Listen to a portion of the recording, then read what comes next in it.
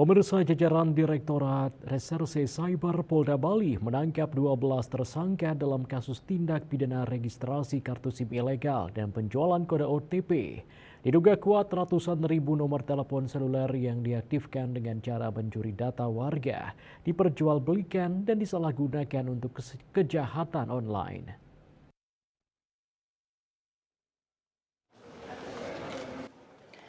Penangkapan 12 tersangka berawal dari kecurigaan petugas Direktorat Reserse Cyber Polda Bali terhadap aktivitas sekelompok pemuda di sebuah rumah Jalan Sakura Gang 1 Denpasar.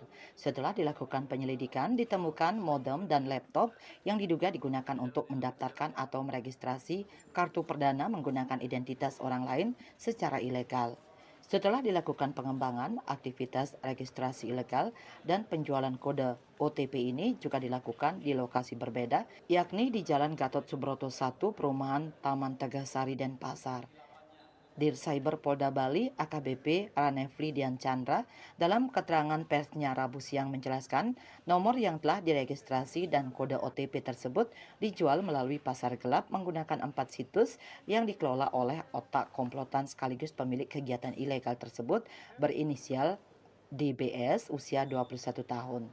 Untuk 300.000 nomor SIM dan kode OTP dijual seharga 25 juta rupiah.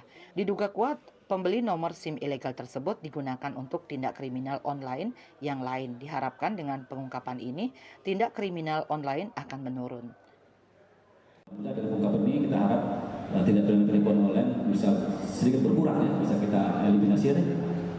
Kedua, kalau pengakuannya kalau pengakuan tersangka sendiri bahwa ini kebanyakan masyarakat yang pengen membuat akun untuk aplikasi Gojek, GoPay segala macam itu pengakuannya dia. Tapi kalau kita duga ya dengan SIM yang berisi ilegal ini bisa digunakan berbagai kejahatan online yang lainnya. Petugas juga mengamankan barang bukti dari 2 TKP berupa ratusan ribu kartu perdana yang sudah teregistrasi dan sudah digunakan, 144 modem pool, 1 mesin penghancur kertas, 4 unit alat scan kartu, 1 printer, laptop, komputer, 2 buku tabungan rekening bank BCA, dan uang tunai hasil kejahatan sebesar 250 juta rupiah. Para pelaku dijerat dengan Undang-Undang Nomor 27 Tahun 2022 tentang Pelindungan Data Pribadi dengan ancaman pidana penjara hingga 8 tahun serta denda maksimal 2 miliar rupiah. Raiswantara, Bali TV.